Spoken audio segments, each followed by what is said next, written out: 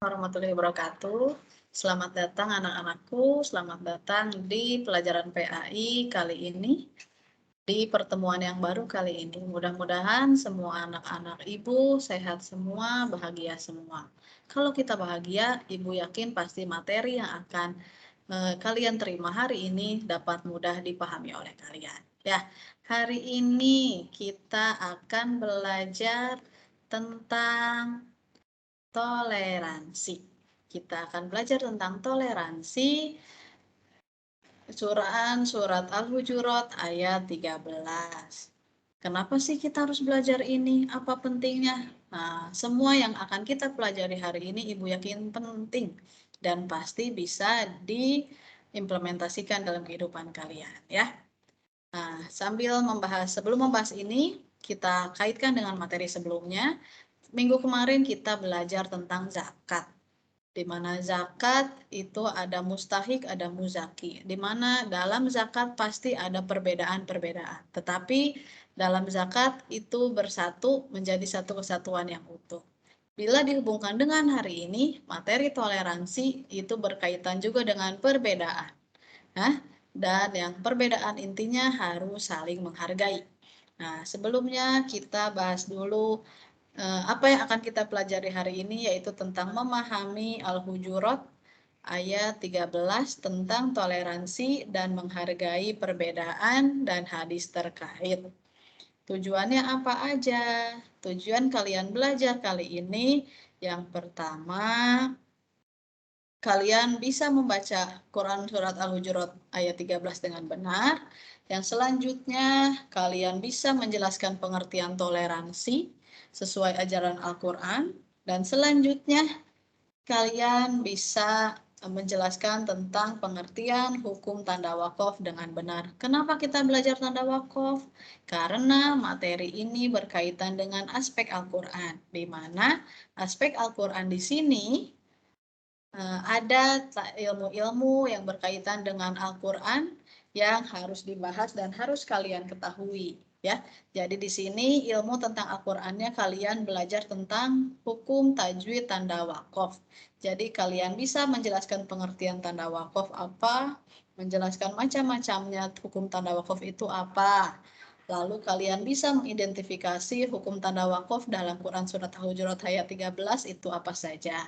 Nah, selanjutnya yang harus kalian capai juga, kalian harus bisa mendemonstrasikan pembacaan surat Al-Hujurat ayat 13 dengan tartil sesuai dengan hukum tajwid yang benar dan tepat.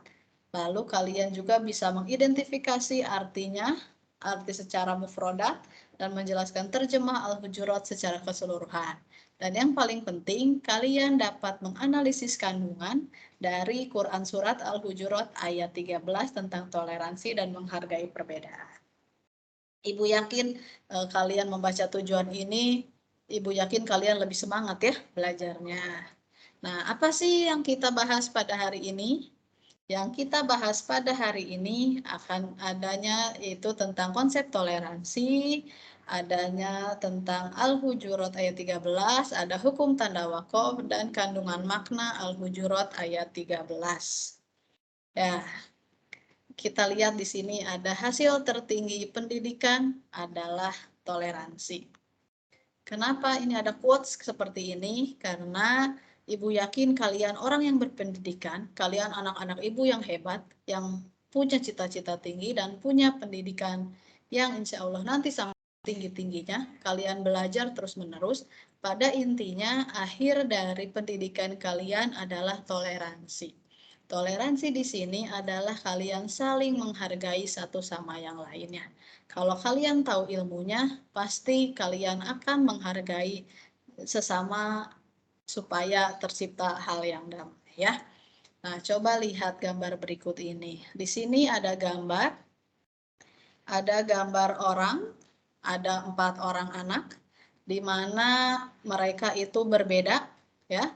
Ada yang kulitnya hitam, ada kulitnya sawo matang, kulitnya putih, matanya sipit, rambutnya lurus, pirang, keriting, badannya gemuk, kurus. Ini semua mereka punya perbedaan. Bisa dilihat ya.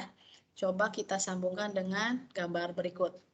Di gambar berikut itu ada pemuka-pemuka agama yang sedang berjabat tangan, ada umat Muslim, umat Kristiani, umat Hindu, Buddha, dan Konghucu. Di sini ada semua. Tapi mereka tersenyum bahagia ya di gambarnya. Kita lanjutkan dengan ini. Ada agama, ada tempat ibadah yang berbeda, ada gereja, ada masjid, ada wihara, ada pura, ada gereja di sana ya. Ini semuanya berbeda. Dari gambar pertama, kedua, dan ketiga, Ibu yakin pasti ada kaitannya. Coba bisa ditebak nggak kaitannya itu apa? Yo, siapa yang mau jawab? Ya, kaitannya dari ketiga gambar tersebut semuanya memiliki perbedaan, memiliki keberagaman. Ya, tapi lihat gambar yang kedua dan gambar pertama, di sana mereka tersenyum bahagia. Artinya, perbedaan-perbedaan yang ada bukan menjadi pemecah belah mereka, tapi perbedaan yang ada menjadi indah apabila disatukan. Artinya, perbedaan bukan alasan untuk adanya pertengkaran, tapi perbedaan itu ada untuk menciptakan perdamaian. Bisa dipahami sampai di sini ya. Selanjutnya, ini ada Quran Surat Al-Hujurat ayat 13. Kita coba baca, pahami dengan seksama. Mohon dibuka bukunya atau dibuka Qurannya dan tolong dengarkan baik-baik ya. Kita baca bersama-sama. A'udzu billahi minasyaitonir rajim. Bismillahirrahmanirrahim. Ya ayyuhan nasu inna khalaqnakum min dzakari wa untha wa ja'alnakum syu'uban wa qabaila lita'arafu. Inna akramakum indallahi atqakum. Innallaha alimun khabir. Artinya, wahai manusia, sungguh kami telah menciptakan kamu dari seorang laki-laki dan seorang perempuan. Kemudian kami jadikan kamu berbangsa-bangsa dan bersuku-suku agar kamu saling mengenal. Sesungguhnya yang paling mulia di antara kamu di sisi Allah ialah orang yang paling bertakwa. Sungguh Allah Maha Mengetahui, Maha Teliti.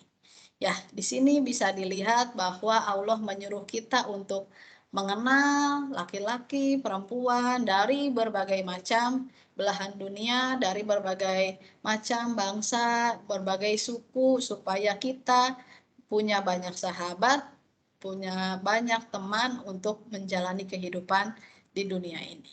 Ya, nah, tadi ayat Al-Hujurat tentang toleransi. Sebelum kita membahas tuntas tentang Al-Hujurat, kita akan belajar hukum tajwid.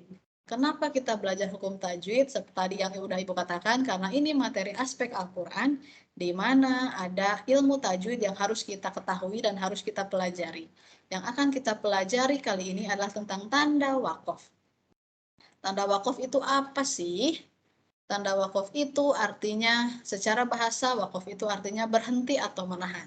Secara istilah, waqaf itu artinya memutuskan suara di akhir kata untuk bernafas sejenak dengan niat meneruskan bacaan selanjutnya.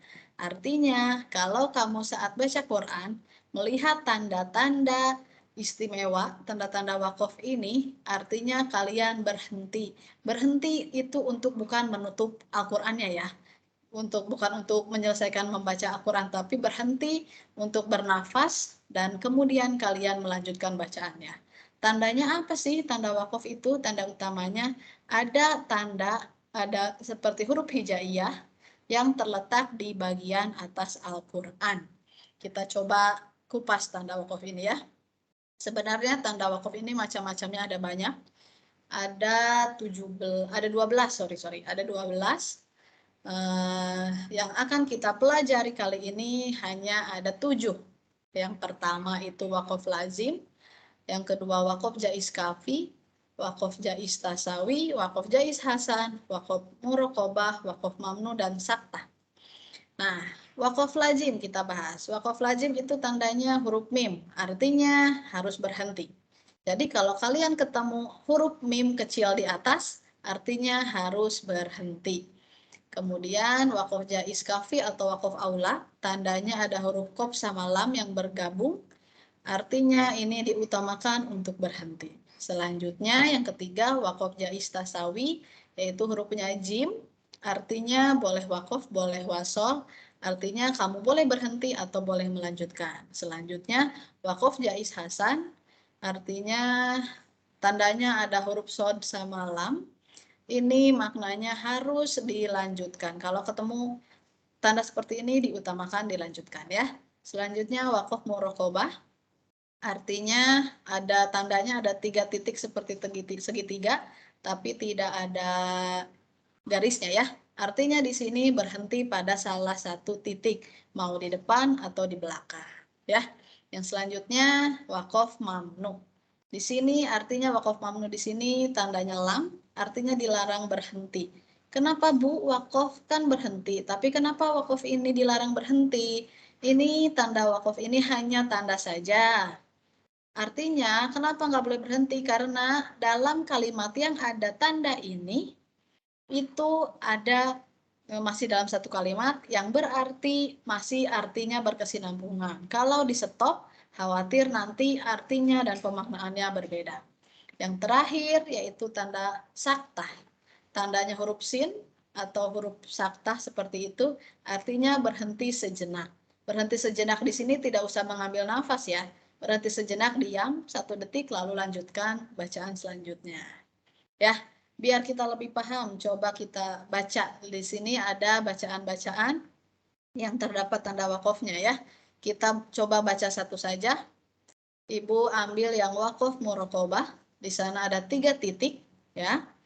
Kita baca sama-sama ya.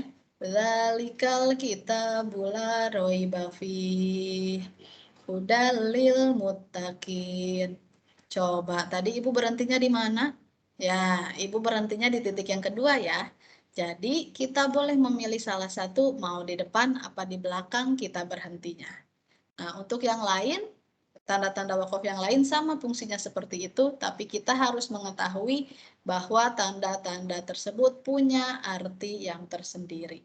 Kenapa kita harus belajar ini? Supaya saat kita membaca Al-Quran, kita membacanya dengan tertib, dengan tartil sesuai kaidah hukum tajwid yang berlaku.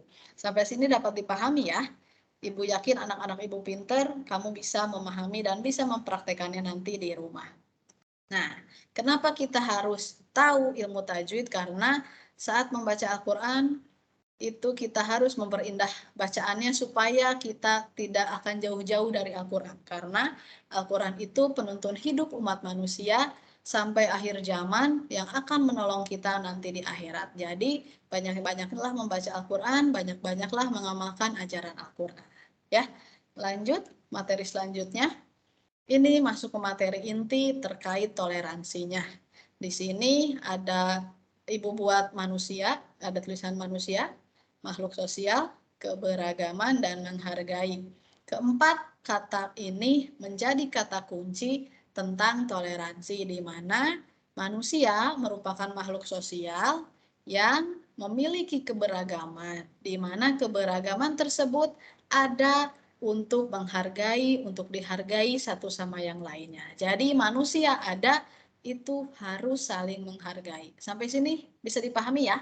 Bisa diikuti biar kita lanjutnya enak ya. Nah, toleransi. Toleransi di sini maksudnya adalah toleransi adalah rasa tenggang terhadap sesama, baik terhadap sesama muslim maupun non-muslim. Toleransi dalam bahasa Arab itu adalah tasamuh. Jadi kalau kamu mendengar kata tasamuh atau toleransi itu sama saja. Toleransi di sini Allah tadi seperti yang dikatakan Al-Hujurat ayat 13, boleh mengenal berbagai macam bangsa, berbagai macam suku, baik laki-laki maupun perempuan. Itu silahkan kalian mengenal, bersahabat, tanpa memandang agamanya, tanpa memandang fisiknya, semua kalian boleh lakukan. Tapi yang paling penting, toleransi ini yang tidak diperbolehkan dalam toleransi adalah dalam urusan akidah, yaitu dalam urusan hubungan kamu dengan Tuhanmu. Jadi di sini untukmu agamamu, untukku agamaku. Jadi untuk urusan akhirat, urusan agama tidak ada toleransinya.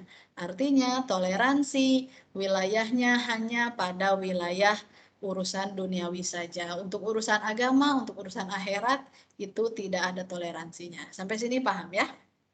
Lanjut, nah kandungan surat Al-Hujurat ayat 13 yang sudah tadi kita bacakan, ayat ini mengandung pesan yang sangat luar biasa, yaitu kita diajarkan untuk tidak membeda-bedakan orang lain berdasarkan kekayaan, warna kulit, ras, suku bangsa, dan perbedaan fisik lainnya. Akan tetapi kita diajarkan untuk menjadi orang yang mulia di sisi Allah berdasarkan ketakwaan kita.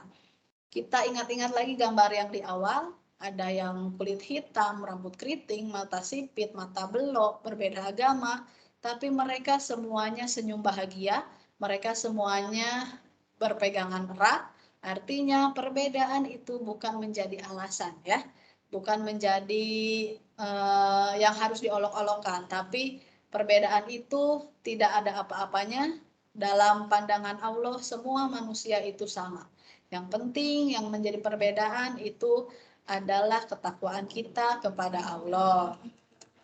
Nah, hal itu sesuai dengan Rasulullah berpesan agar kita senantiasa bertoleransi dan menghargai perbedaan seperti yang disabdakan Nabi dalam hadis an Abi Hurairah radhiyallahu anhu rafa'u illa Nabi sallallahu alaihi wasallam innallaha la yanzuru illa suwarikum wa amwalikum walakin innama yanzuru illa an a'malikum wa qulubikum. Hadis riwayat Ibnu Majah. Artinya diriwayatkan dari Abu Hurairah yang dimarfukan kepada Nabi, beliau bersabda, sesungguhnya Allah tidak melihat keadaan rupa dan harta benda kalian, tetapi Dia hanya memandang kepada amal hati kalian. Jadi semua orang di hadapan Allah itu sama, tidak ada bedanya. Yang berbeda hanya urusan ketakwaan kita kepada Yang Maha Kuasa. Hal tersebut juga sama sesuai dengan hadis yang berikut ini, yaitu menghargai perbedaan itu di antara kaum mukminin harus ada. Kenapa? Karena setiap kaum mukmin dengan mukmin yang lainnya itu bersaudara, saling menguatkan. Sesuai dengan sabda Rasulullah, an Abi Musa As'ari radhiyallahu anhu qala Rasulullah sallallahu alaihi wasallam minulil mu'minina kal bunyani ya sudu ba'duhu ba'dun. Artinya diriwayatkan dari Abu Musa al-As'ari yang berkata Rasulullah Shallallahu Alaihi Wasallam bersabda, di antara seorang mukmin dengan mukmin yang lainnya adalah bagaikan satu bangunan yang saling menguatkan satu sama yang lainnya. Sama seperti tubuh kita, kalau salah satu ada yang luka, pasti tubuh yang lain ikut merasakannya. Jadi kalau ada saudara kita yang luka pun, kita harus ikut merasakan kepedihannya, kita harus berempati kepada mereka ya. Jadi semua muslim itu bersaudara, harus saling rukun, harus saling akur. Sampai sini dapat dipahami ya. Intinya toleransi itu kita untuk belajar menghargai dari perbedaan yang ada. Nah, contoh toleransi di sini adalah bergaul dengan sesama teman tanpa membedakan agamanya. Yang kedua, menghargai dan menghormati perayaan hari besar agama lain. Yang ketiga, tidak menghina dan menjelek-jelekan agama ajaran lain. Yang keempat, tidak memaksakan kehendak kepada orang lain. Yang kelima, tetap saling menjaga silaturahmi. Yang keenam, lapang dada dalam menerima segala perbedaan. Nah, semua contoh toleransi ini, Ibu yakin kalian semua, anak-anak Ibu yang hebat, pasti sudah melakukannya. Contohnya saja di kelas ini. Di kelas kita ini banyak beragam ya. Ada yang kurus, ada yang gemuk, ada yang keriting, ada yang rambut lurus, ada yang sipit, ada yang pakai kacamata, ada yang agamanya Kristen, ada agamanya Hindu, ada agamanya Muslim, semuanya bersahabat.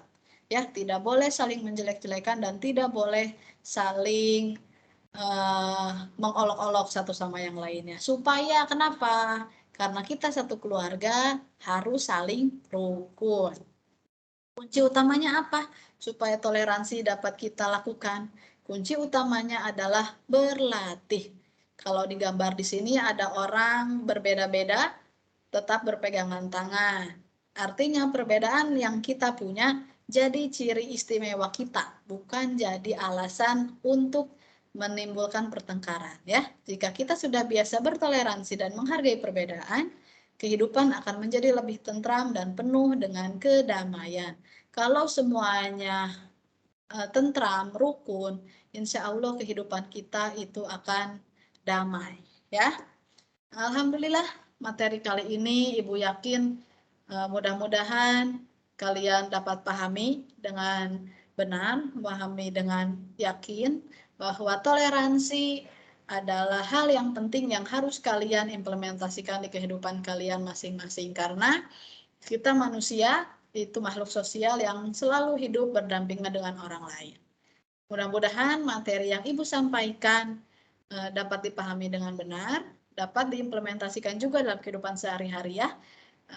Terima kasih atas perhatiannya. Mudah-mudahan semuanya ada manfaatnya. Kita tutup pertemuan kali ini dengan doa kifaratul majelis. Subhanaka Allahumma wa bihamdika asyhadu an la ilaha illa anta astaghfiruka wa atubu ilaik. Terima kasih atas perhatiannya. Assalamualaikum warahmatullahi wabarakatuh.